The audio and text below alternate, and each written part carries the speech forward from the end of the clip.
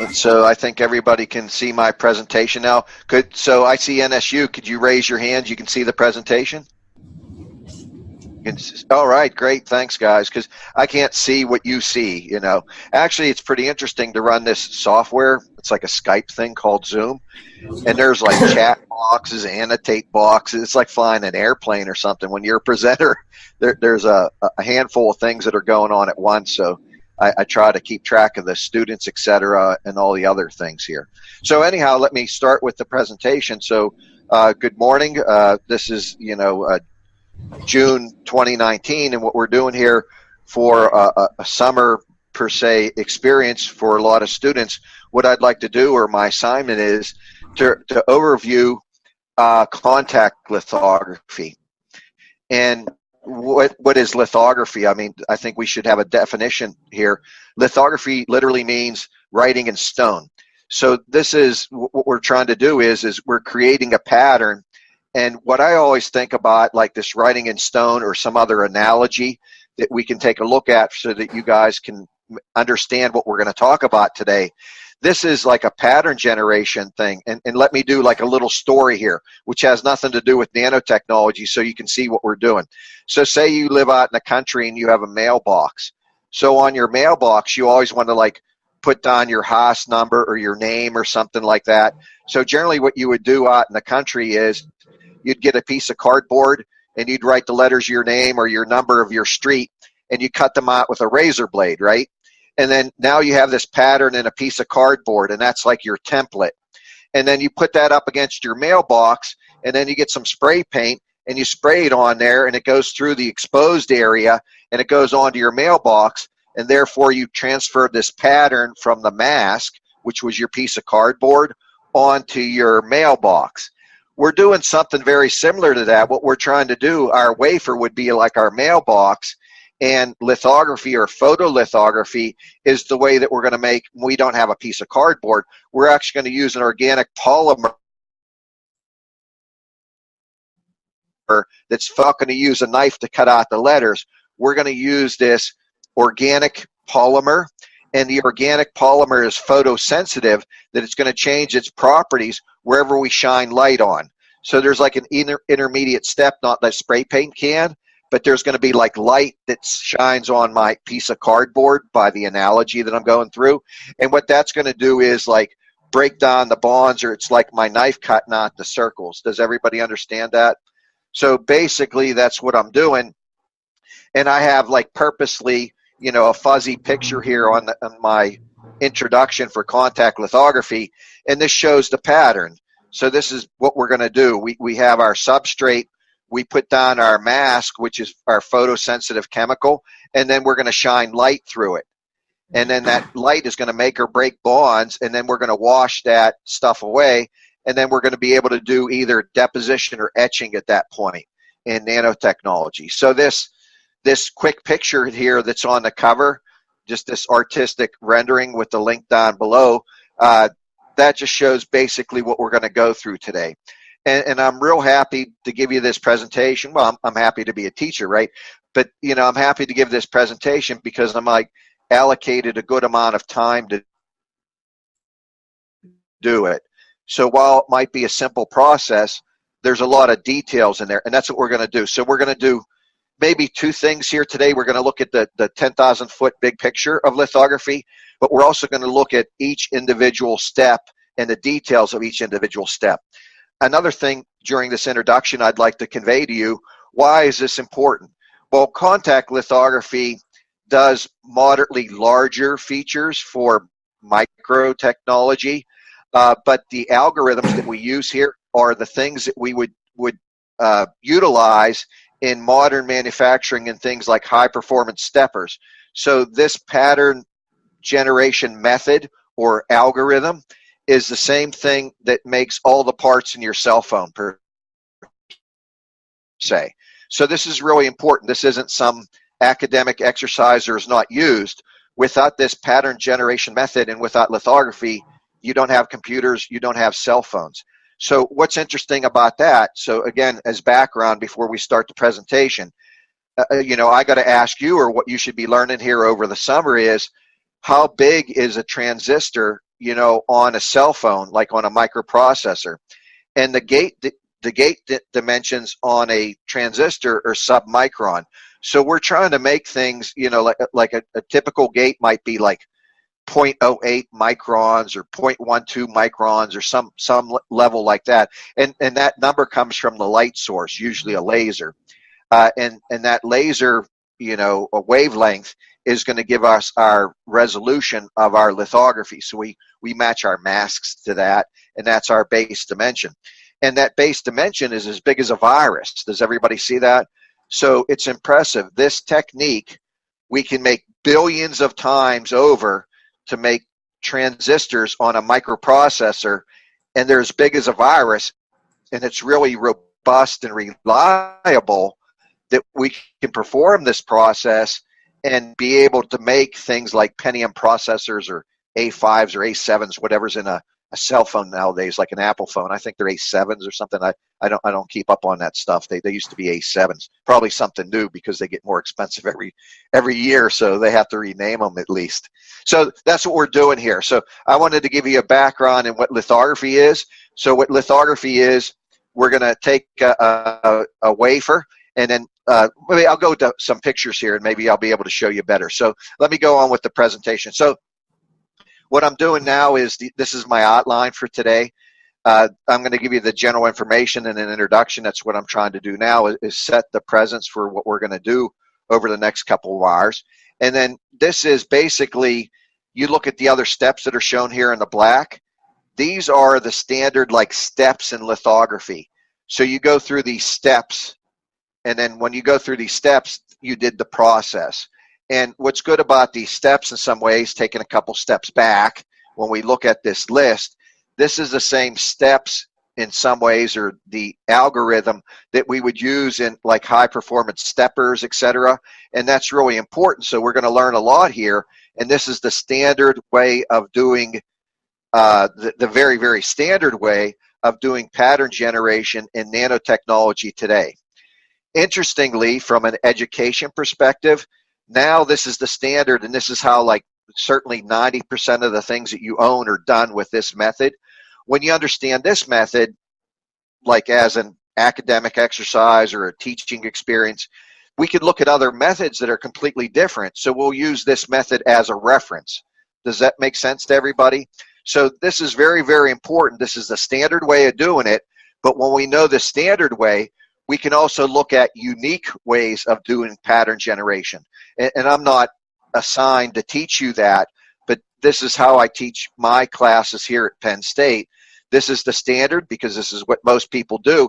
And once people understand this, they can understand other ways that are unique.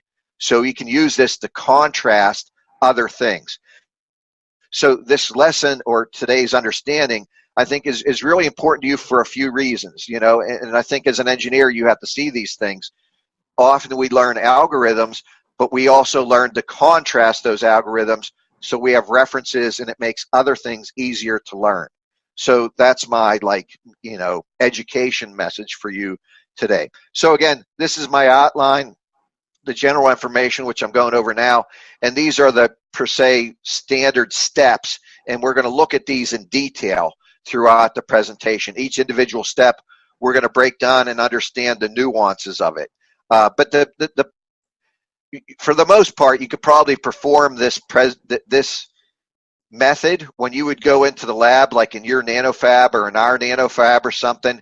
You could probably do this process in certainly under 10 minutes. And we're going to take 2 or 3 hours to discuss this. But in essence, when you know how to do it, it only takes a few minutes to do, but we're going to look at a lot of the details. So there is a lot of really good information here that we should go over. So this is a quick pick overview of what we're doing. So I always like to, you know, show, like, you know, where is our objective? Where's the bar, or where are we going to? So, you know, if you're hiking in the woods or something, a lot of things that you would like to do is, you know, you have a map and everything, but you probably point to like a mountain or some other feature. That's where we want to get to. So this is where we want to get to. So basically what I'm going to do is the drawing on the left, that's what we're going to describe today. So the one that has the red color to it, we're going to prepare the wafer, And when we prepare the wafer, what we're going to do is make sure it's clean, make sure we have the appropriate adhesion properties. Then what we're going to do is we're going to apply our photoresist, and the photoresist response to a mask. And that's going to be somewhat like my piece of cardboard that I cut my initials on. Does that make sense to everybody? And then what I'm going to do is, when I apply that, I'm going to apply on a spinner, and I'm going to put my wafer on there, and I'm going to put a liquid on, then I'm going to spin it, and it's going to be coated uniformly across the wafer. So this is kind of like, I mean, well, cooks do this in some ways. If you ever watch them make cakes, like on the Food Network, they get the icing on a cake, and they flop it on the top, and then they have a rotating thing, and they spin it around while they get the knife, and they put the icing on the top of the cake and on the side of the cake real uniform. Does everybody do that? So you should know how to make a cake too. That might be more even important than nanotechnology. So you should know how to make a good birthday cake or something on your own. So that's how you would put that resist on. You like spin it on and smooth it out. Does that make sense? We don't have a smoother in this case by that analogy, but we just put on the liquid, then we hit a spinner, and it uniformly coats across the wafer. Does that make sense? At that point, we're at the thing that says pre-bake.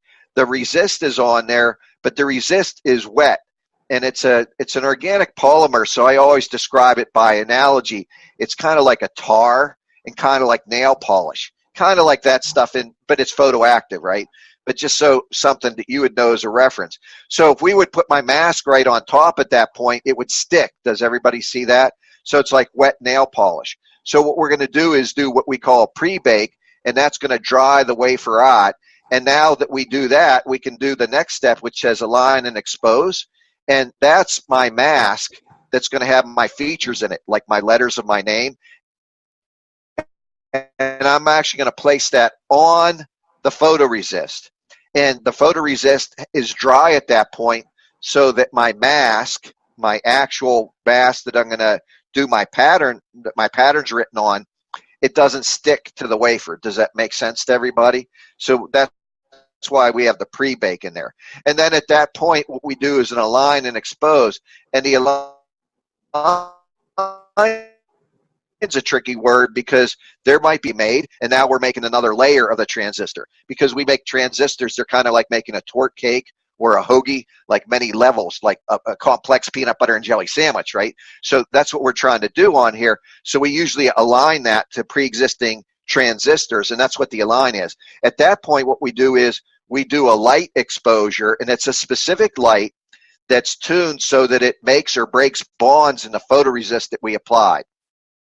At that point, what we did is we locally changed the chemistry through light, a chemical reaction, so that's an E to the KT, a photo reaction, locally where there's the exposure in the mask. Does that make sense to everybody? And then what we're going to do at that point, we're going to do the next step, which is the develop. And what the develop does is, for our case, if we were looking at what's called positive resist, we're going to be able to wash away. Does everybody see there was a lot of resist at this point? And then we do the develop, and then what that's going to do is wash away the bonds that were weakened in positive photoresist by the photo generation. And then we do the develop at that point.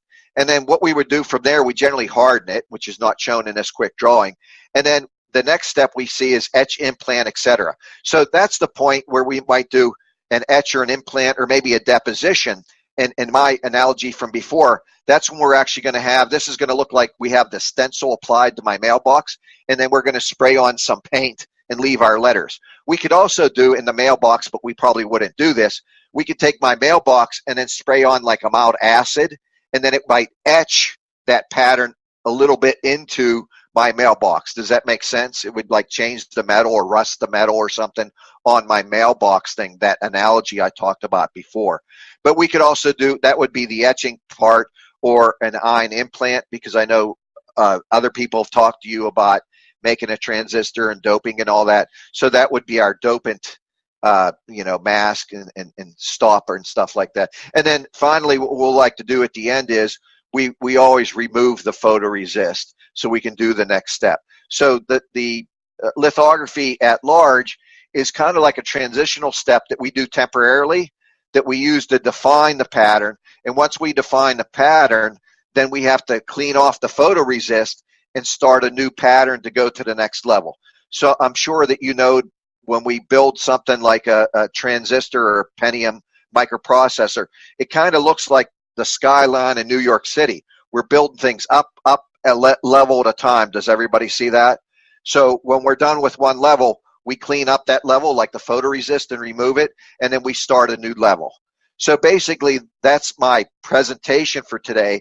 So I wanted to make sure that you guys know what we're doing. So what we're going to do is we're going to go through each step, like prepare the wafer, and we're going to talk about that in detail. So I'm looking at, I can see the NSU people in there. I don't see anybody else because they don't have their camera turned on. So the NSU, you're my guinea pigs today. So you're my guinea pigs, guys. So be happy you're guinea pigs. So I'm looking at the thing. Does everybody understand that? We're all good? So raise your hand if you understand. All right, we're good. I see some hands in there. So go up to the microphone and stop me and interrupt me. Does that make sense? So that we understand. So I'm not trying to do a presentation today.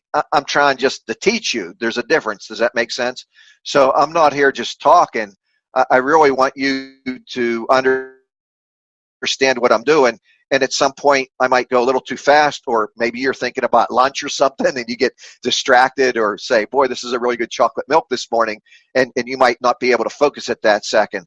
So that's okay. I can go back and repeat things. So I always like to, at least I see successfully to teach, you usually have to say things 3 times so everybody gets everything. So I certainly don't mind repeating myself. And if I only do something twice, maybe you need that 3rd time. So please, please ask questions. Does everybody see that? So I'd really appreciate that, because I really want to have 100% of you knowing, possessing the knowledge in this presentation today, because it's really helpful. I'm saying this is how we make a lot of nanotechnologies. Does that make sense? This is a foundational technique that you really should know, and it's a foundational technique that you're probably going to be asked about in a job interview if you're in some kind of semiconductor market or making sensors or something like that. People really want to know this. So it's vital stuff for you guys this summer to learn. So please, let's work interactively so you understand this. So let's go again. Again, I'm going to do this 3 times, right? So contact photolithography is one of many types of photolithography that uses a mask to pattern the substrate surface. And this is kind of confusing because the mask is actually a quartz glass thing with chrome on it, and that has your pattern in there. For example, like your name on the mailbox. But that's our contact mask, right? That's our quartz mask. We also put a photoresist mask on the wafer. So this is moderately confusing because we have the hard mask, which is our thing that we made in e-beam lithography, and that has our permanent pattern on there. But we also put a temporary mask on the wafer itself. So let me go back up to that drawing. So here's my mask here. Let me get my annotate button out here and draw. So I'll draw a line or something like that. So I'm looking at this thing right here. Does everybody see? This is my mask right here, or this is my mask right here. I'm circling in the blue. That's the thing that's a piece of quartz, usually with a chrome that blocks light, and then where the chrome's not, the light will go through the quartz. Does that make sense? So that's my mask. That's my permanent mask. But also when I do this part down here, which is very confusing, now this becomes my temporary mask, my photoresist pattern transfer. They refer to that intimately as a mask once it's on the wafer. Does that make sense? So I don't know why, somebody just didn't invent 2 different words, or why people refer to that the same. So these are both called to be a mask. This is a hard mask, and this is in manufacturing. And then this part right on here begins this is my masking like agent, my photoresist once it's patterned. And then I could use that as a mask for etch or implant or deposition at that point. So that's my temporary mask. And again, going to strip this off later on. This thing up here, per se, you know, this thing right here is my hard mask. Does that make sense to everybody? So let me see if I can. Now I got to hit X out of here. Oh, now I got to go back. I like my other software package that I have. Oops. So now I got to go to this annotate thing again. And I got to find eraser, which is a pain in the butt. I got to erase all this stuff. The other one just stays on an individual slide. This one, the drawing stays on the screen, so it would be on there all the time. So I actually prefer that other software package that we have. I record these lectures in another place for the summer course, and software is a little bit different. I like that one better. So anyhow, this is contact photolithography. It uses a mask, and again, that word tends to be confusing. This method involves a contact aligner that clamps the mask, which is our piece of glass, and the substrate together in a tight seal before exposing the substrate to ultraviolet light. And what that ultraviolet light's going to do is chemically change the photoresist that we extended on the wafer. Does that make sense to everybody? So we would use the most common. There's other tools that are available, but the ones that are like the standard. So like here in Pennsylvania, we have standards, right? So we don't call chocolate bars Cadbury bars or whatever. We're Hershey. So this is like Hershey, PA. We make Hershey bars. So that's the name brand, and that's what people used most of the time. And we say things like that, like for tissue paper, we would say Kleenex. So most times, the industry that is most prevalent there, they would be the standard contact aligner in lithography. And probably the most popular one is a German company called Carl Zeiss. So Carl Zeiss makes the machines that most people would use for contact lithography. And the machines themselves, like this number MJB3, this tells you about the machine if you understand their catalog. And the 3 on the end tells us that it would work in a 3-inch substrate. And then this is an A6, which is a different type of system. The A means it's more automatic, and it would work on a 6-inch wafer platform. And the mask itself is usually an inch bigger, so that it would be a 7x7 mask for a 6-inch round wafer. And so these are the standard tools that most small companies would use. So companies under 50 employees would probably buy a Carl Zeiss. And a Carl Zeiss contact aligner, and you should know these things, they're probably a few $100,000, maybe $300,000, maybe $400,000. And those are the standard, and they have a limited throughput. They don't do many wafers in an hour, maybe 10 or something like that in an hour. I don't know. Depends on how fast the workers are, but and how you're dividing the work up. But they're not that fast. They're more of a manual system or semi-automatic system. An industry to do the throughput to make Pentium chips and to supply the cell phone market, they would use steppers. And those steppers are robotic and very, very fast. So what do you get for very, very fast? And to this rather rudimentary system, the Carl Zeiss does a limited amount, and maybe they're 300,000. If I were to go buy a stepper, a modern stepper, I would say give me a duffel bag, well, really big duffel bag I'd put on my back, and I'd say $100 bills, all unmarked $100 bills, right? Like I'm making some kind of deal.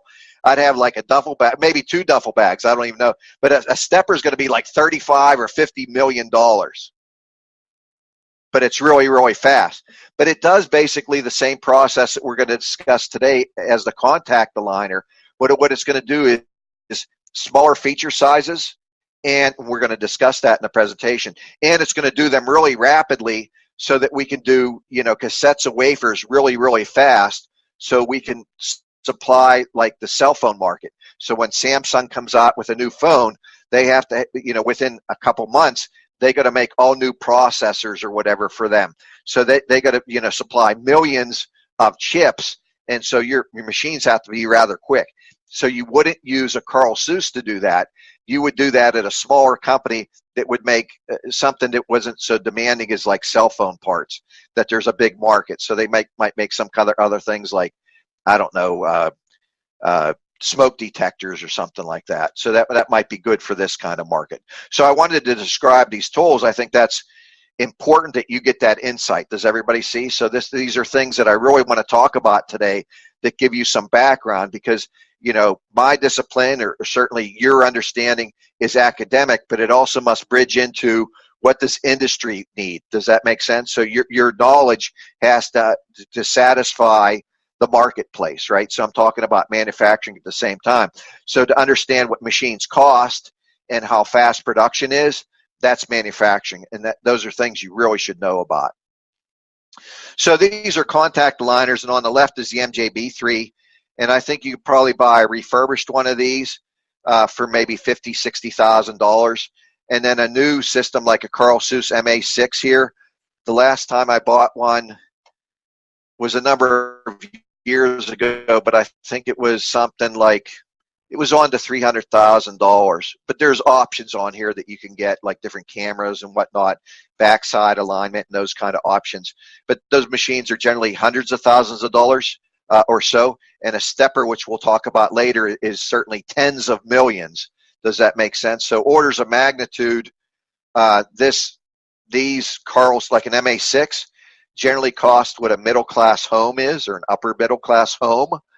But, a stepper costs like what a neighborhood costs. Does everybody see that? Or a housing development. So it's a lot of money. So there's a big difference in those tools. They perform the same function, but a stepper generally performs things at a smaller level, like smaller devices for like microprocessors, and certainly does them rather quickly.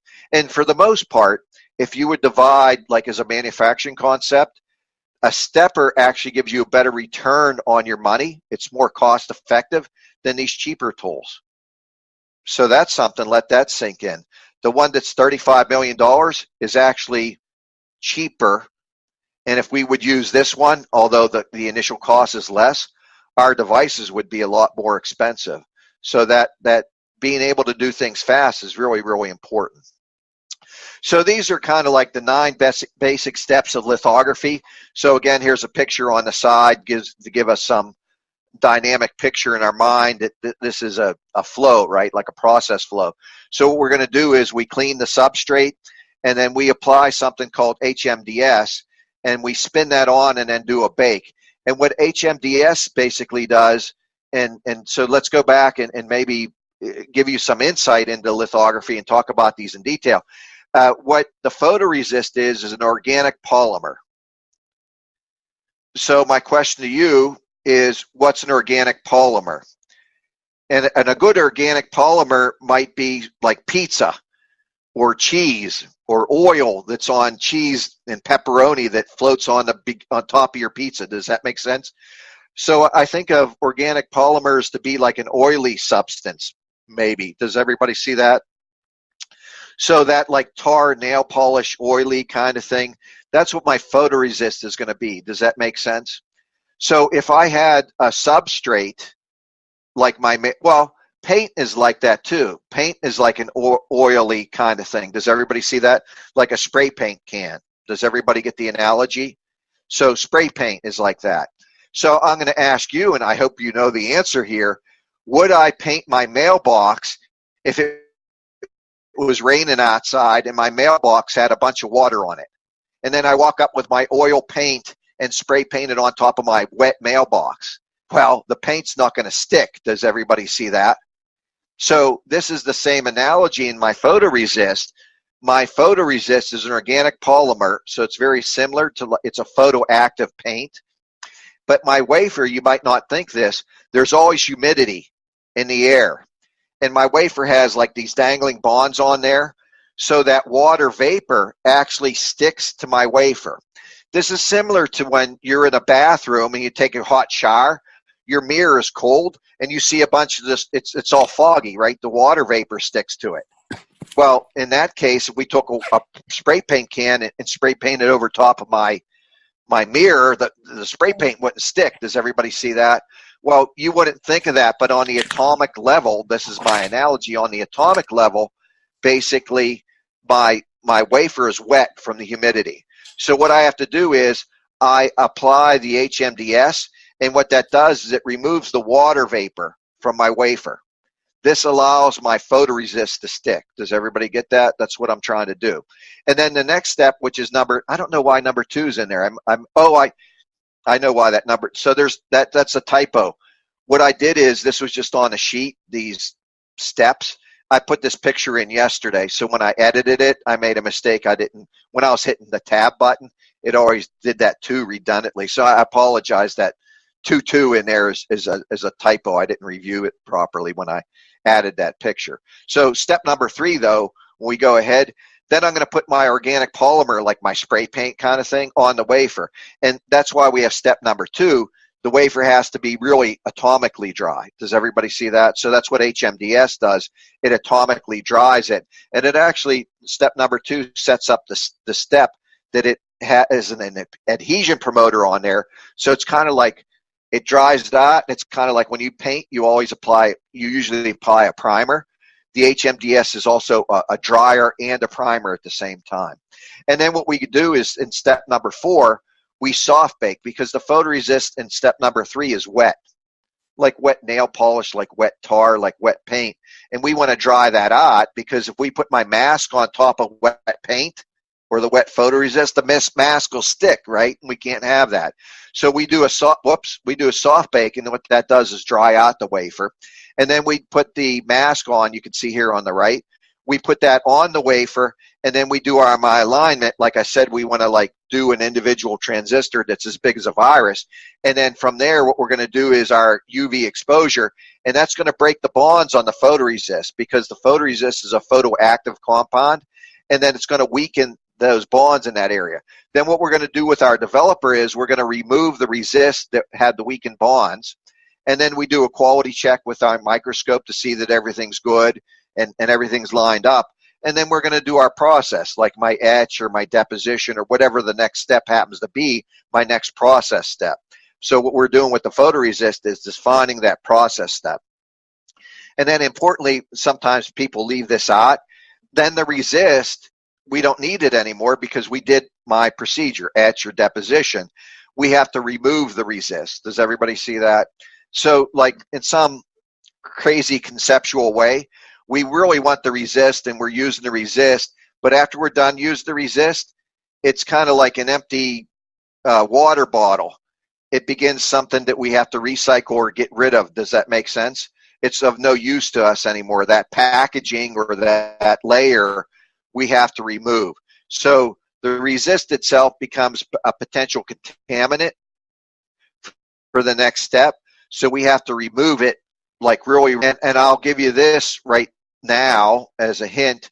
The resist is, we talked about an organic polymer.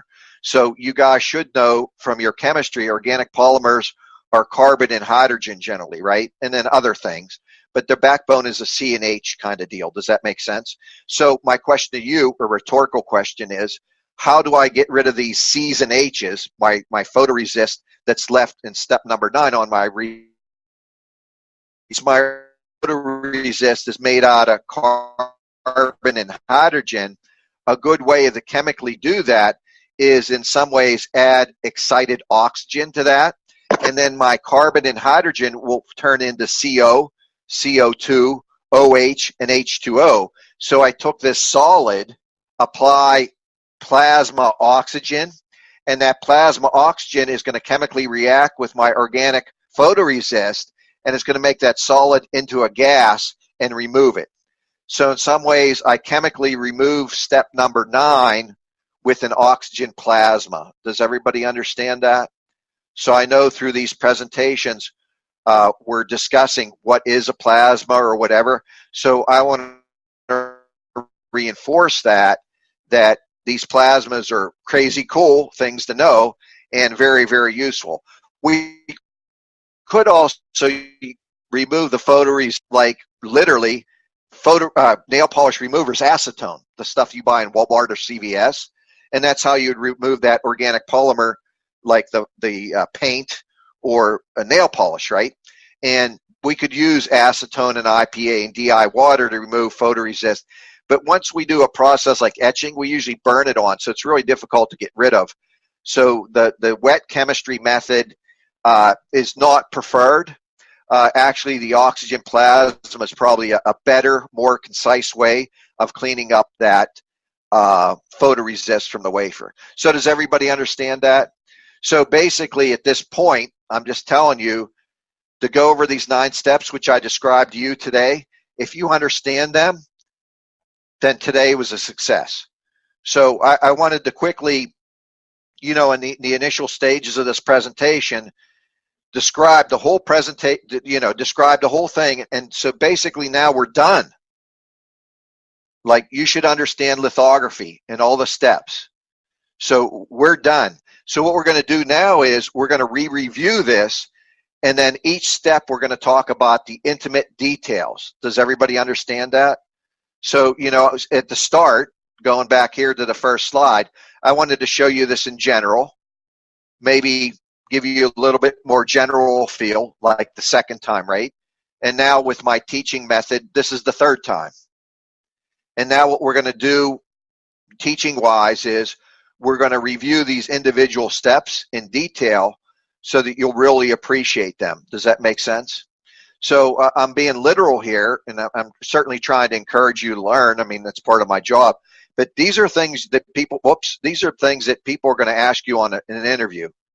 And certainly if you could tell this story like I'm telling today, or replay this Zoom lecture, or, when you go into the lab, really pay attention and learn this, I'm telling you, you can get a job. Does everybody see that? So if you walk into a place and you're one of the very few in the general population that understands lithography, just this 3-hour presentation or 2-hour presentation, I'm telling you, boy, your chances of getting a job are just really good.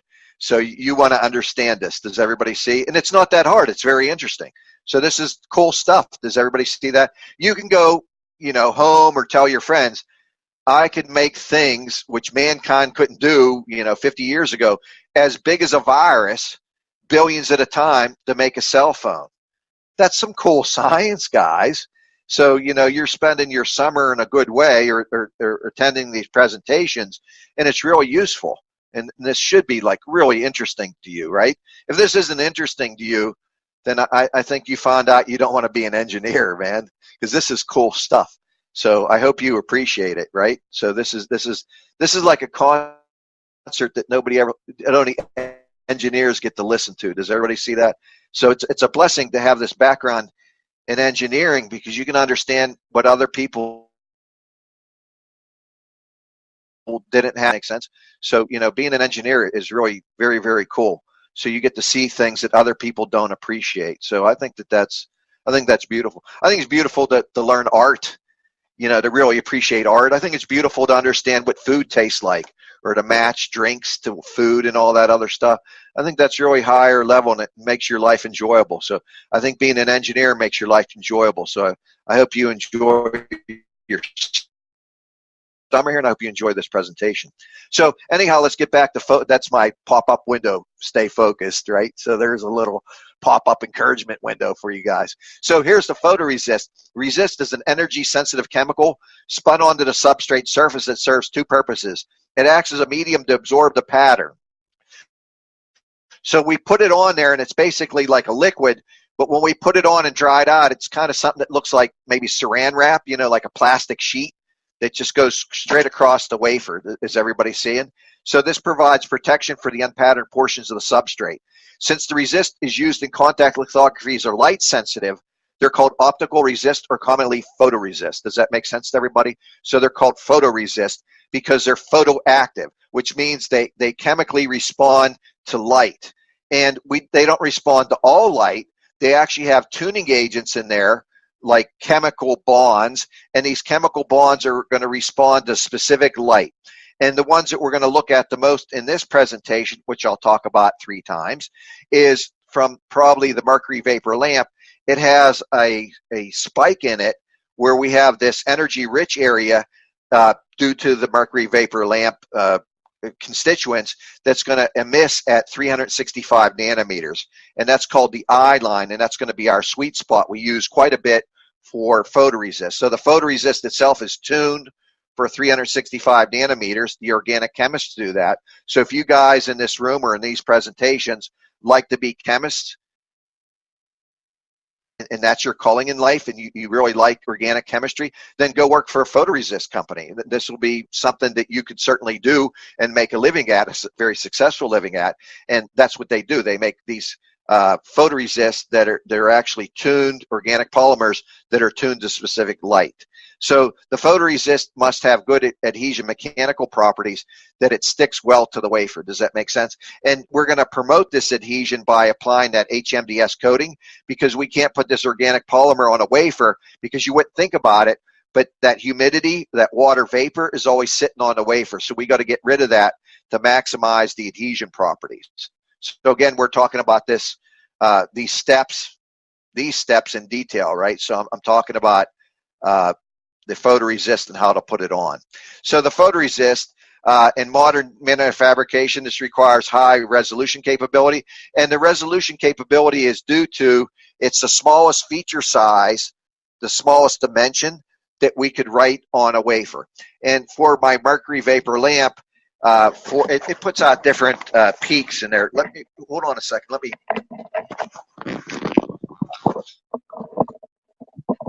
unplug my charging cable that was getting in my way and bothering me. So can you still hear me? I got my microphone, make sure I adjust it. So anyhow, this resolution capability is due to the wavelength of our emission source. So for contact lithography, the most common source is the mercury vapor lamp. And the one that has like a decent peak, there's different peaks in this lamp, I'll show you later. But the peak that's the smallest wavelength with the best amount of energy is 365 nanometers. There's also one at 248, and that's a good peak, and it's even smaller, so you can make smaller devices. But the problem with that is the magnitude of that energy is about 20% of the 365. So that means that it would take us like 5 times longer to do the same work, because we have 1/5 of the energy. So we would have to do an exposure to get the chemical work done. We would have to expose the wafer 5 times longer, which means we would have to buy more machines, because we need to move these wafers or our substrates through the process. Does that make sense? So not only are we interested in the physics of lithography, we're interested in the manufacturing. And manufacturing, one of your most important things that you have to recall is time is money. Does that make sense? So a really good peak that has the appropriate amount of energy, so that we have a relatively small amount of time to do this procedure, which makes our machines more cost effective and our products cheaper. So we're going to go with the 365 line compared to the 248 line. And I'm going to discuss that again in a little bit. But I wanted to make sure that you understand that that's linked to the resolution capability, which is the size of the wavelength. And that's going to give us the size of something like the gate on a transistor. So we're going to be able to make, in this, with contact lithography, we're going to be able to make things that are about a 1/3 of 1 micron, the base dimensions on a transistor. Does that make sense? And again, as a review, to make sure you have these things in your mind, a hair is around 100 microns, and you could see probably 30 microns. And now we're looking at 10 times smaller than you can possibly see with your vision. Does everybody see that? So these are very, very tiny. And that's about as small as we could make with this contact lithography method. Does everybody see that? So there's 2 types of resist. The ones that we will be concerned with today, we're just going to stick with positive resist. But there's also the negative term, or the negative image of that, which is the negative resist. So the positive resist is the most popular. Historically, the negative resist had more health risks associated with them, and those health risks would be like birth defects. So right now, negative photoresist, I think, for the most part, most of them don't have that health risk anymore. They've designed new resists that don't have that. But for either resist, you want to be very, very cautious with them as far as health, because you are an organic polymer. Does everybody see that? So when you work with organic polymers, or organic polymer removers, or organic polymer modifiers on our substrate, we got to watch that we're not like breathing that stuff in, because we're organic polymers too. So those could be potential health risks. So I just wanted to make sure that we certainly have time to talk about health and safety in any presentation. So I wanted to make sure that you guys are aware of that, right? So just be cautious around photoresist and make sure you're certainly reading the MSDS sheets or SDS safety sheets on any chemical that you use in nanofabrication, right? So there's a little safety pop-up window for you, which I think is very important. So the positive resist, when we have the light, it comes down and it actually cuts the bonds in the positive resist. And negative, what it does is the exact opposite. The light's going to come to get down and link the bonds together. Does that make sense? And we could look at this through an analogy to give us a foundation. I know you could look at, like when you do photography, you could actually do positive and negative images. And in like Photoshop, you could do like, just click a button and say positive and negative. Does that make sense? So you could, change the tone. So instead of things being exposed, those would be the things that are protected from my mask. Does that make sense?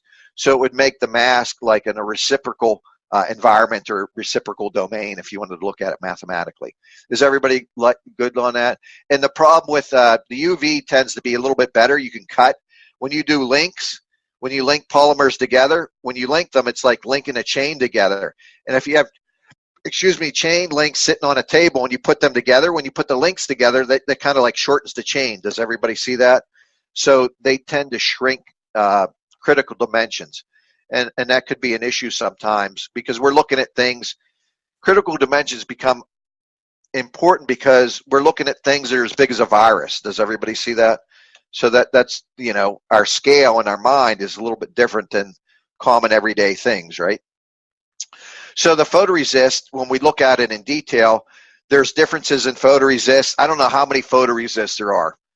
Like how many types of rice are there? There's different types of rice, right? How many different types of apples are there, right? There's different types of apples. There's different types of all kind of different things, right?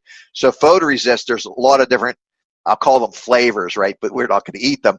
But there's different types of photoresist. So they have different thicknesses, viscosities, different etch profiles. But for the most part, generically, if we approach them as a set, they have like some things in common. They have a backbone of polymers. They have sensitizers in them, and then additives. So we're going to discuss those things in detail. So what we're doing is, and now we're going to each individual step, and then we're focusing it on the details of each individual step or each individual item within that step. And right now, certainly a thing that we would like to detail is, what the heck is a photoresist? So that's what we're going to do right now. So let's answer these questions and break these things down even more, right? So divide and conquer. That's good engineering. So what is a polymer? A polymer is a large form or bulk form of collected monomers, which are individual repeating molecular chains. And as a chemical engineer, you might manufacture or come up with new polymers, right? Or consistently make polymers that are of the right length and the right viscosity for the application. So a good job if you guys are in chemistry and like organics, then your role in nanotechnology may be, or an option that you might enjoy because you like chemistry, might be working for a photoresist company. Does everybody see that? And photoresist, when you go to buy a quart of photoresist, it might be thousands. Did you hear that? Thousands of dollars. So that might be a place you want to work at. Does everybody see? Because there's money in it. Does everybody see that? And job security, because this is how you have to make, at least today in 2019, this is how we make our cell phone parts, et cetera, computers and sensors with photoresist. So it's always used, and we use it up in a process, and we got to replace it. Does everybody see that? So it's a commodity that is very expensive and very necessary. So it might be a good job market for you. Does everybody see that? Certainly, that might be, if you're chemistry guys, pay attention. So these polymers, they might be natural, like a protein, or synthetic, like a plastic, and we can make these things, right? Does that make sense? So I know that we had there's like the pear rubber tree, right? And that makes polyisoprene. So we can make that man-made, or we can get that from a tree. So they had, like in World War II, people really didn't know how to make that stuff synthetically, So that was really important to have those trees to make rubber tires and stuff like that. So that was something that made the Pacific Theater important, because those things are grown those pair of rubber trees, they're grown in like around the equator kind of stuff in those types of environments, right? So those could be natural or man-made. So now it's easier to make things man-made because we can, we have the knowledge to do that. So what's a sensitizer? Again, we're trying to go back to this thing here and break these words down. The sensitizer is a photoactive chemical in a resist that reacts in response to radiant energy in the form of light. So that's what we're going to do. We're going to kind of like tune my resist so that it actually absorbs the energy from a specific band. So that would be a specific laser or a specific peak in maybe a lamp. Does everybody get that? So that's what we're going to do there. And then additives, these are chemicals used to modify the chemical or light response. So once we capture them, then we're going to take that energy and we're going to do something like break the bonds, or it might be a dye that helps us absorb that energy. Does everybody see that? So if we have a dye in there, and that dye could be used as a capturing agent to utilize the most of that light that we have. And again, maybe one thing that we might want to think about is the reason we're doing that is certainly to make the chemical reaction. But a side thing is, when you think about that, we want to make the chemical reaction and be as efficient as possible so that my manufacturing steps are really quick. And that makes this more cost effective. And that's going to lower the price of like my cell phone. Does everybody see that? So these things are really, really important. So we can follow this cascade of ideas back to the organic chemist. So the organic chemist, when they do their magic and make really good photoresist, they're going to make photoresist that is like really high performance. And to define high performance is it's going to be really cost effective, so that we're going to be able to make our processors rather inexpensively, so that we can keep the price competitive against other brands. Does everybody see that?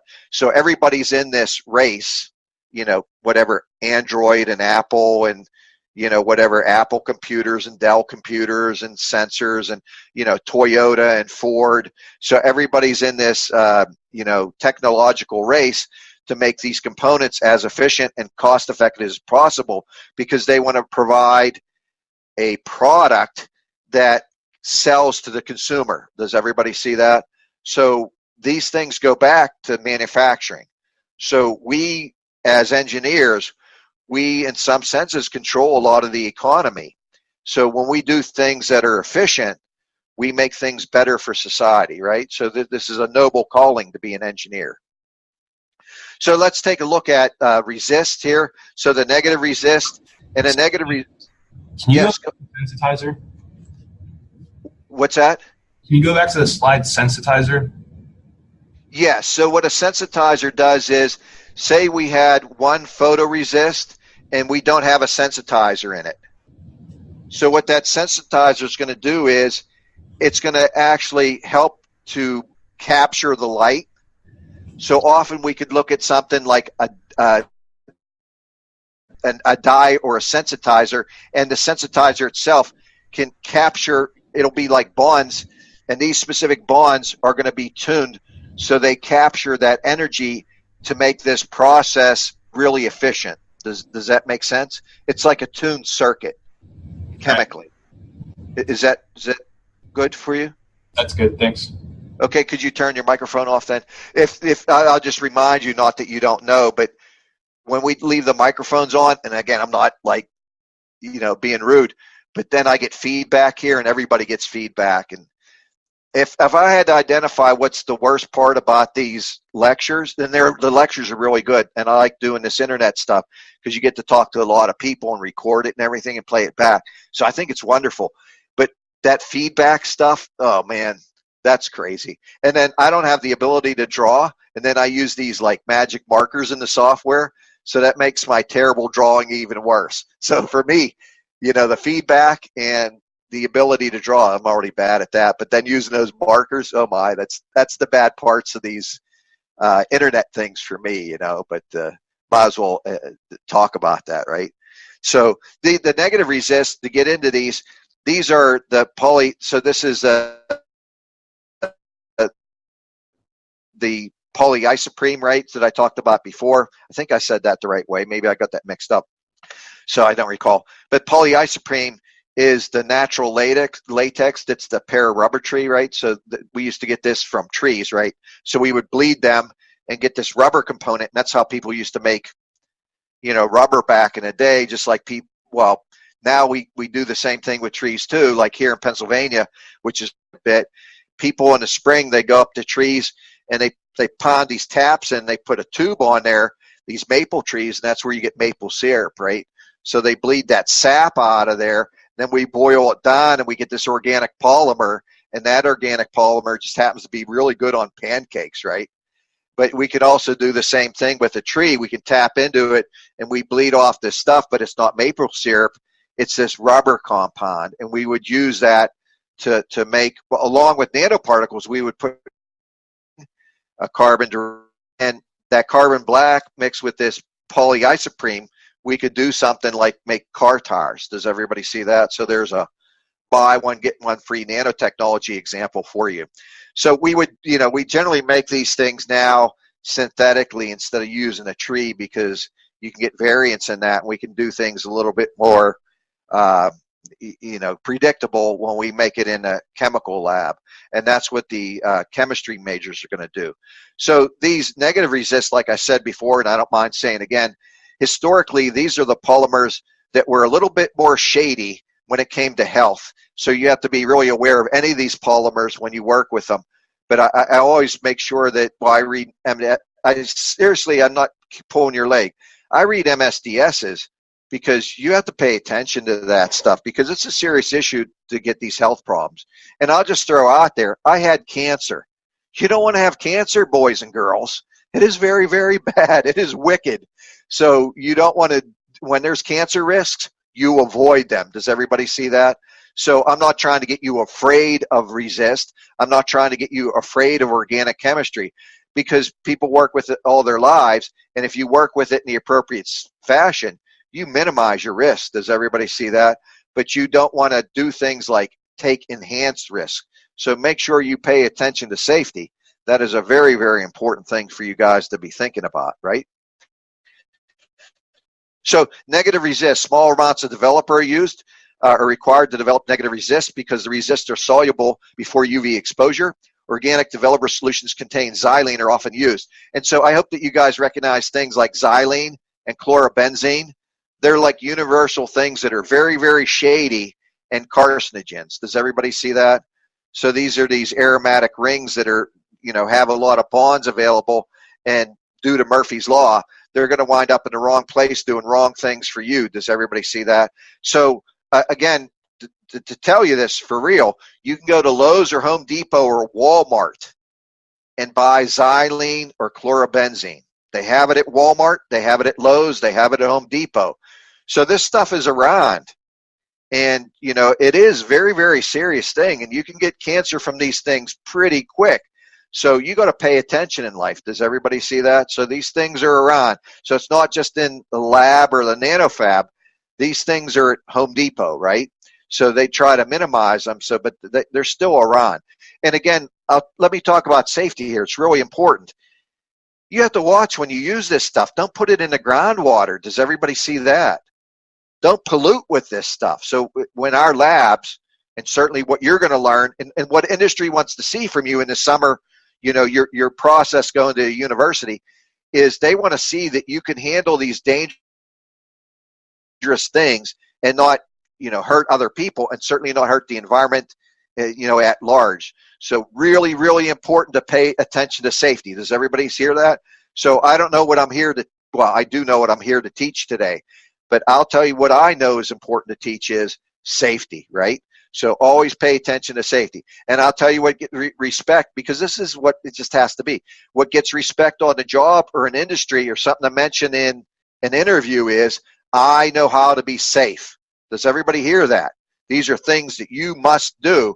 And these are things that are morally a guideline that we need to do. Does everybody see that? So certainly safety is very, very important. So something I want to talk about in any presentation usually is safety, right? So we also, when we get rid of things like xylene, we use generally alcohols to get rid of the xylene and all that other stuff. And importantly, we would use things like DI water. So I want to show you these things are occurring all the time. And I know that your training talks about DI water, but I want to highlight that these things are important. And then we generally get rid of water with a nitrogen blowgun. So these are important details.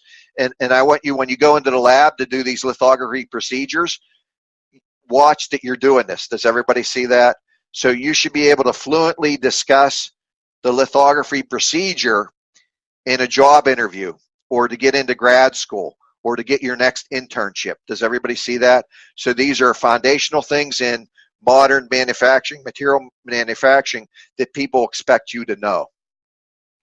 So the negative resist, like I said, when we have these like links, and we can picture them as like chains in a links of a chain, when we put them together, naturally the chain shrinks, right? So this might be a problem. Sometimes this will give us jagged features and stuff like that. And then the resolution here gets to be a little bit more difficult than it is. And then I know it's below 2 microns, but I don't know exactly what it would be with the zillions of photoresists that exist out there. But the negative resist sometimes are difficult to do with photoactive compounds, you know. So this is the chemistry, and this drawing shows you this polyisoprene monomer over here. And when we see these things like these pentagons, to me, from my limited chemistry background, right? So I teach material engineer, and I'm on the internet teaching this, right? And I think I told you this before.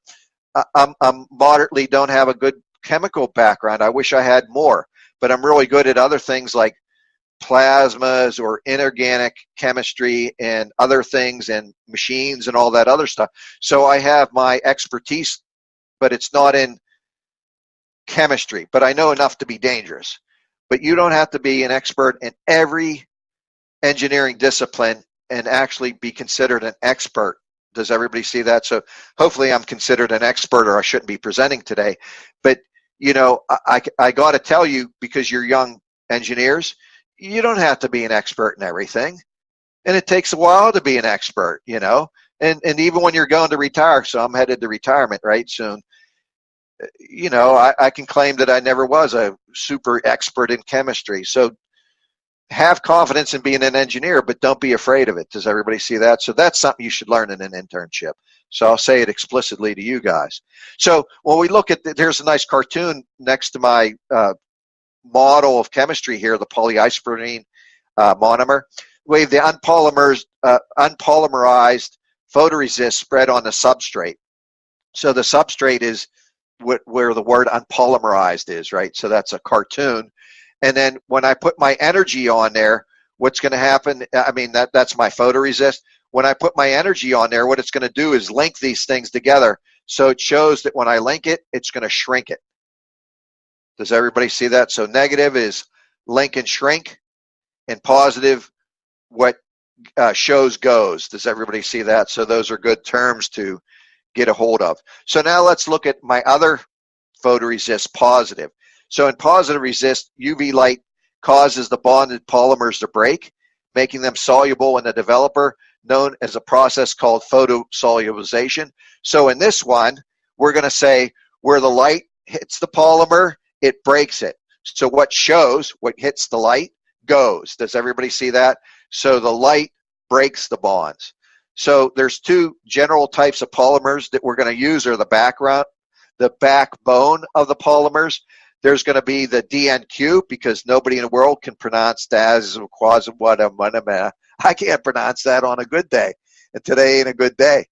And then there's also the chemically amplified deep UV resist, and that's too long to say. So we shorten these, and everybody would say, and one thing you want to learn in the summer is there's specific vocabulary that's used over and over again. And literally sometimes the vocabulary is so hard to say that we shorten it to like DNQ, or it's so long to say we shorten it to things like deep DUV. Does everybody see that? And then when you read papers, they should be explicit, right, and spell these things out. But often due to the limited amounts in technical journals, they might not define these things. And certainly in a textbook, they define them once, and then later on you have to understand what they are. So in the summer here, another thing that you should be thinking about is, what should I learn? And it should be vocabulary. Does everybody see that? So these are vocabulary terms that you should learn. So DNQ is a photoactive compound. And again, they're going to call these PACs, PACs, right? Before UV light exposure, the DNQ prevents degradation of the resist. After UV light exposure, the DNQ rapidly degrades, allowing the Novolac base, that's the backbone resin, to become soluble in a developer. And this typically would happen with 365 nanometer wavelengths. And that's so important that we define it as specifically I-line. So the word association here is 365 equals I-line. Does everybody see that? And when you go to pick a resist, you'll go to a catalog, and the catalog will have like chapters. And there'll be chapters like I-line. And there'll be the I-line resist. And they're tuned for 365. So does everybody understand that? So I-line is tuned, and that's a type of resist. So let's hear the polymer in the DNQ is the phenylformaldehyde polymer, also called phenylformaldehyde Novolac resin. And we all know that things like formaldehyde, they're poisonous too. Does everybody see that? So they're bad acting agents there. So you have to certainly be cautious of that. So those are things we want to take a look at here. And these DNQ resins, they're really good down to about 0.35 microns. And really in lithography, I-line in a contact aligner, which is my discussion for today, that's probably like for micro technology, like 0.35 microns. It's sub-micron because it's less than 1 micron. But that's probably like real cost effective, and the machines are, you know, $100,000 or $200,000 or $300,000. And that's probably like the cheapest entry into advanced lithography that we can get. If we want to go below that to like 1/10 of a micron, then all of a sudden things are going to escalate into hundreds of thousands of dollars typically. Does that make sense? So beyond 0.3 microns, we start having a need for things like lasers and really more advanced lithography. So kind of in a step in technology, this is my opinion, right? But I think a lot of people would have the same opinion. I-line is like old school and rather inexpensive or rudimentary, but it's impressive as all get out of town. I mean, it's impressive. But in the overall picture, looking at nanotechnology, which is insanely impressive, it's rather rudimentary. Does everybody see that? So it's kind of like pretty good. But most small companies are going to use things like Carl Seuss contact lithography. That's why I'm presenting it today. And it's really a very good way to get moderately advanced lithography, but not like sub-micron lithography. You're going to have to go with $1 million machines for that. But this is a really, really good lesson because it's going to give you 99% appreciation of running a stepper. Does everybody see that? So the contact lithography, and why I was asked to present it today, it's a buy one, get one free. Because when you understand contact, then you're going to understand steppers like BAM. Does everybody see that? They're really close cousins. And then the Novolac resin, so that you guys have something, it's the same thing as that you would use in plywood. So when you have that glue that's in particle board and plywood, that's a Novolac resin too. So the things in nanotechnology aren't that like crazy foreign. We see them in other areas, right? So they tend to be foundational things that we really super exploit in nanotechnology, and that makes us really cunning, right? So this is the positive resist chemistry, so we can look at the photo active compound, the DNQ, and we can also look at the backbone Novolac polymer right there for us. Does everybody see? And this is the reaction after the UV light. And basically what we're going to do is we're going to break these bonds, and then the UV light is going to produce this bond, and it's going to dissolve this area in here. So that's what breaks down. My polymer was all linked together in positive resist when I coat the surface. And then when I apply the light, what I'm going to do is do this chemical reaction, and I'm going to cut those bonds. And that's basically what I'm doing. Does everybody see that? So I have this photoactive compound, and then I do this reaction with the UV light, and then I break that bond. So then that bond is like cut. Does everybody see that? Or weakened. And once it's weakened, now I can remove it selectively with a remover. And the remover is going to remove the weakened stuff, but not the stuff that was not weakened, that didn't have the light hit it. Is everybody hip to that? Cool. So chemically amplified deep UV resist. We're going to talk about this a little bit later, but basically what this does is, if we have a wafer, and let me get out my pen. So I'm going to go back into, I'm going to do really terrible drawings for you. Does everybody see that? So let me insult you with my lack of ability to draw. So here's my wafer, and this is a perfectly round circle, so I'm laughing like this. Oh my. But this is a wafer, and on the wafer we're going to do something like this with my mask. I'm going to, you know, at one time in parallel with my mask, I'm going to divide it up into something like this. It just gets worse every line I draw. How terrible. Oh my, look at this. You're really going to have to use your imagination here, because I'm so terrible. Oh, it's going to take me forever to erase this too. That's even worse. So anyhow, this is my round wafer, and each one of these squares I'm going to say is a microprocessor. So like a Pentium chip. Does everybody see that? And basically what I'm going to do is, these on each chip, like so on each square, I'm going to have literally like billions of transistors on each one. And if I try to put my mask on here and align to this die and perfectly do an overlay so that these things that are as big as a virus can get matched up, so that I do one layer on top of another.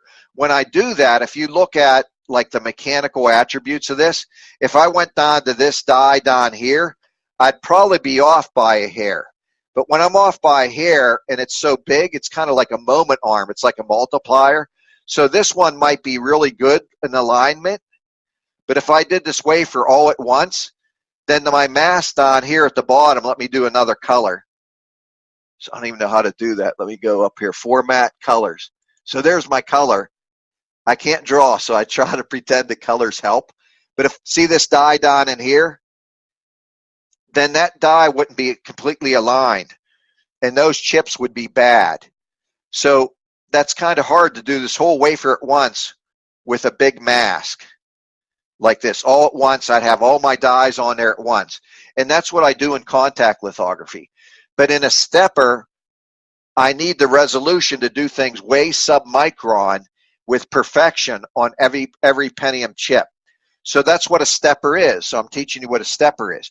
What a stepper is, I'm not going to have a big mask like this. I'm going to have a mask, and my mask is not going to do all the dies on the wafer. It's going to do just one Pentium chip. Does that make sense? So now what I'm going to do with that, and I'm going to switch my colors again as if it makes a difference. So I'm going to go to green or something. Now what I'm going to do is I'm going to apply this die, and I'm just going to write this one right here. And I'm going to do this one just one at a time, and it's going to be perfect, because I'm going to have perfect alignment. I can't have that if I do the complete wafer due to this like moment arm thing or mechanical kind of thing where I'm going to lose tolerance. Then I'm going to go to the next die, and I'm going to do this one perfectly. Then I'm going to use this, what they call a reticle. It's no longer a mask. We're going to give it a different name. And then I'm going to go to the next one, and I'm going to do this one perfectly. And then I'm going to step to the next one, and I'm going to step and repeat and go to this one and do it perfectly. Then I'm going to go to this one and going to do it. That's what we call a step and repeat. Does everybody see that? So with so I'm doing a contrast here. I'm talking about two different things at once. Hopefully it's not confusing. So let me go back to my colors as if that makes a difference. So what did I do? Colors. Oh my, it's hard to do it. Was it this color here? So this right now is a mask. And a mask does all the dies at once. But the problem is I have to do rather big features because it's hard to get alignment across the whole wafer. But if I want to do smaller ones, let me go back to the colors as if this makes a difference. What I do with smaller features is I do a reticle, so I do them one at a time. And then I get more perfection because then I'm using a smaller reticle, smaller mask, and I can do perfect alignment. And that's how you have to do Pentium microprocessors, or the microprocessors that are in your cell phone. Does everybody understand that? So you have to use steppers because you need that really good resolution and alignment. So now my question is, we're talking about this photoacid generator, and why do we need that? So this is a big, long story. So I'm getting back to that. So what's the problem here? The problem is, now that I have this high resolution and I'm doing one die at a time, instead of doing the whole wafer in 6 seconds or whatever time it takes, now each die is 6 seconds. So 6 seconds and 6 seconds and then I got a minute, 2 minutes, 10 minutes. So that before, this wafer used to take me, if I do it with contact aligner and do a mask, it might take me 6 seconds. Does everybody see that? So I do a wafer in 6 seconds. My production line is really fast. Does everybody see that? Look at like the Ford assembly line making cars. Does everybody see that? I'm making like a step in 6 seconds, send it down the line, making my product. Does everybody see that? So 6 seconds is a pretty good number. So I can do, dozens of wafers in an hour. I can do a lot. So 6 seconds is really styling. I like that number. But now my wafer all of a sudden is going to take me 6 minutes or 10 minutes or something like that. Then what do you say? Well, to keep my assembly line moving, all I have to do is buy more steppers that do this in 6 seconds. And a stepper's $35 million or $50 million. So now what did I say? I have a technical problem, and the technical problem means I need high resolution. So that means I have to take more care and do each individual step. This all makes sense. So I do that. But now all of a sudden, this wafer to do that one step in lithography is going to take me tremendous amount of money. And now my cell phone parts are going to be insanely expensive, and computers are going to be insanely expensive, and cars are going to be insanely expensive, at least at my company, if I don't resolve this problem. So now as an engineer, I got to say, how do I make this cheaper? And so I have some options. Well, I can't do the whole wafer at once because I just can't do that. I still have to stick to the single die at a time. So what I can do is I can change my resist so I don't do an exposure in 6 seconds. Maybe I can do an exposure in 1/10 of that time. So I still need to get that amount of work done. Does everybody see that? But now what I want to do is, the work is often time multiplied by energy. Does everybody see that? That's called a dosage. Time multiplied by energy to get the work done. Before, we had a moderate amount of energy and it took 6 seconds. Those coupled together would give me this development. Does everybody understand that? Now I have the problem that I want to get that work done, but I want to reduce this time, which means when I reduce the time, I have to increase the energy. Does everybody see that? So I have a couple options to do this. I can increase my light energy, and we do that. Answer number one. The other answer is, and what we do with deep UV resist is, we do like a sleight of hand. We trade energies. So instead of just doing light energy, we do light energy and it sets up the response. We do work with light, and then we finish it with heat later on. So basically what we're going to do is, let me go to colors here. Well, I'm going to do this die with light energy, but I don't do the full process. Then I do this die with light energy, but I don't do the full process. Then I do this, but it's really quick. Does everybody see that? Then I get done with my wafer. Then let me go back to my colors here, as if it matters. Format, color. I'm going to go to this one, this red. So we'll say that that's heat. Then I finish this whole wafer with the green, and I did each one. Then what I do is I go like this, and I put it on a hot plate, and I heat up the whole wafer at once. and that finishes the process. Does that make sense? So let's go back and redefine what deep UV resist is. It's a resist that takes a short amount of time. I set up the reaction with light, and that means I use a very small amount of time, but I don't do the whole process. But later I finish the process on a hot plate, and I make it very inexpensive. Does everybody see that? So that's what deep UV resist is. Deep UV resist is a rather complex story, right? So we have to understand manufacturing. We have to understand, we can trade off light energy for heat because we're looking at a total over. To get work done, we need so many joules or kcals, however you want to, quantify energy. But we can replace, that work to get the total procedure done. We can divide that into, we give so many joules of light energy, and then later we finish the process with so many joules or kcals of heat energy. And that gives us a total energy to get that work done. And the work that we're going to get done is this localized development or localized change in photoresist to define a pattern. Does everybody get that? It's a really kind of a complex story, And now what's my new story? I got to erase all this stuff on the wafer. So this is going to take a while. Oh, here's my eraser. That ain't bad. Well, all these little things are going to take a while. It's not that bad. It's like a break. Give your mind a rest. Oh, that stuff went away really fast. I'm really surprised. Sorry? Yeah. Can you explain the slide again? I'm so sorry. The whole slide. No, like starting from the part that is get 6 seconds, something like that. Yes.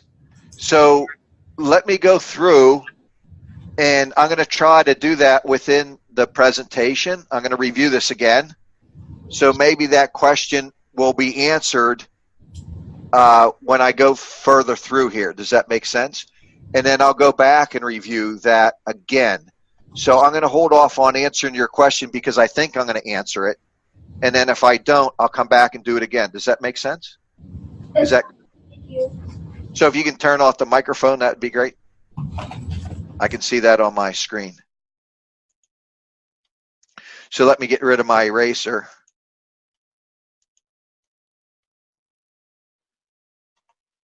So let me see.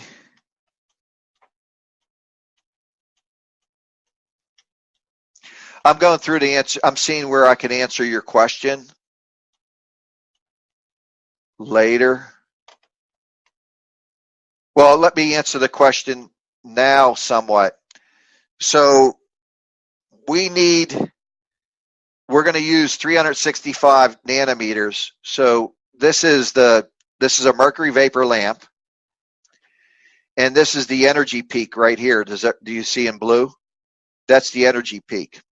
So this energy peak right here at 365 nanometers, I'm going to apply that energy to my wafer, and that amount of energy times like 6 seconds is going to give me the energy, this peak times time is going to give me the dosage, that's the amount of work to actually make my photoresist bonds break. Does everybody understand that?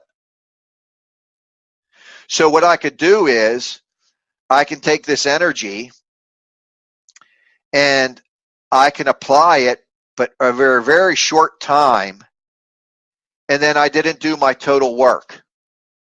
Does that make sense? So I didn't finish my job. I can finish the job by putting it on a hot plate, and therefore I'm breaking up the energy into light energy and then heat energy. Does that make sense? Is everybody good on that? Maybe I'll make up an analogy like a story. Say I do something like, doesn't have anything to do with nanotechnology. I'm going to go back to the kitchen, and I'm just going to tell a story, and hopefully the story makes sense. So say I heat up in the morning, I go to my stove, my like gas stove, and I put my water pot on there, and I boil my water to make tea. But I don't boil my water. I don't heat it up all the way. And then I pour my water in with my tea bag and my cup, and I look and I'm like, hey, there wasn't enough energy to get my tea to steep. So do I necessarily need the stove? No, I can go to another energy source. So now I open up my microwave and I put my teacup in there and close it, and then I push the button, and then I heat it up for 20 seconds, and then my water boils. So I broke up making my cup of tea into 2 steps.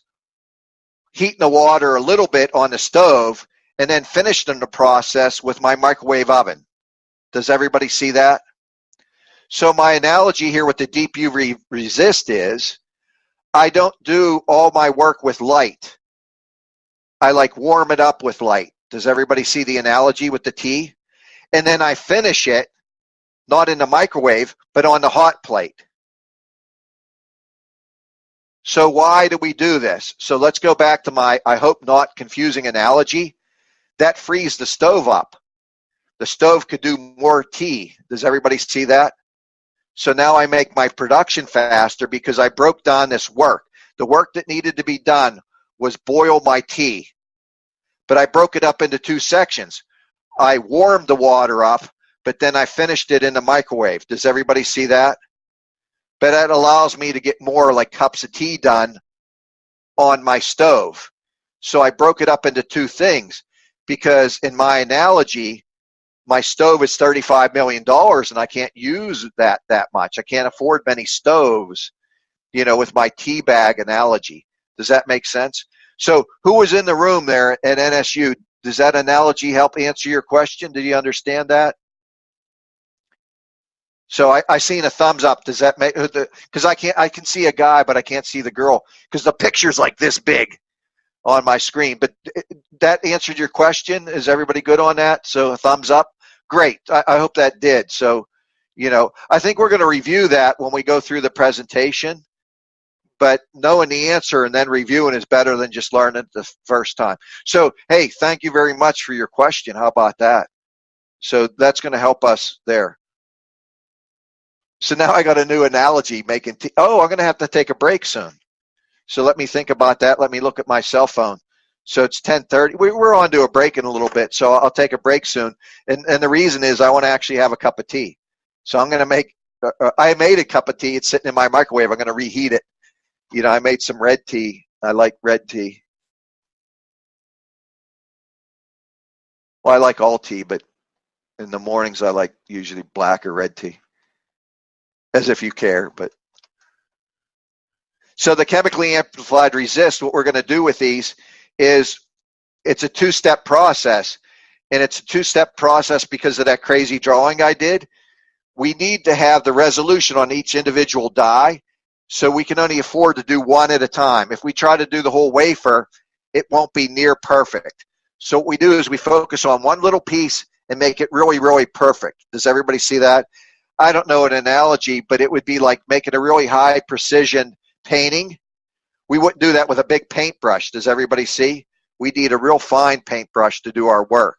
So we just have to do things real precision and focus on a little area to make it high performance, right? So I hope that analogy makes sense. So the deep UV resist, what we're going to do is we're going to expose each die for a short amount of time, but that time is not sufficient to get the whole procedure done, but it's going to set up the procedure. Then what we're going to do is take the whole wafer later on and put it on a hot plate, and the hot plate is actually going to finish what we started with the light. Does everybody see that? So this is called like a 2-step process, and we need it for more of a stepper. So we're doing contact alignment is this presentation, but I did want you to know about this stepper thing, and I did want you to know about deep UV resists because they're phenomenal in industry because they save money. Like literally, you know, your cell phones would cost a lot more if we didn't have deep UV resist. Does everybody see that? This makes modern manufacturing a lot more cost effective. So if I were to look at, to tell a story, so I'm telling the story about manufacturing. If I were to look at like semiconductor manufacturing, and somebody asked me, because it's my field, they would say name like 10 things that are essential at minimizing the cost to make microprocessors. I would certainly always say deep U resists are super important to keeping the cost of microprocessors under control. Moore's law, etc. Does everybody understand that? So you might think that this is because you're not aware of this background. Once I tell you the story, you're certainly aware. But I'm not talking about gobbledygook, sciencey stuff for no big reason. This stuff is like important. Does everybody see that? And then for you to select a job, if you like organic chemistry and stuff, this is a field to be in because it's really important. It's a critical step in semiconductor manufacturing. So this is a technique or a concept, maybe a concept that you only understand when you're well schooled in nanotechnology and lithography. So it's an important lesson to be learned. So I'm glad to tell you that today, and I hope you get an appreciation for it, because literally this is very, very important.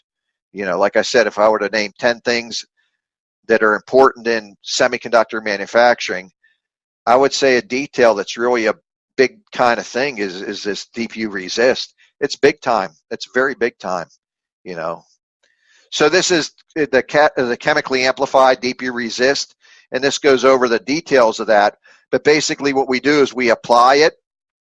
We start so we apply it, and then inside the chemically amplified deep U resist, we got this thing called a chemically photoacid generator.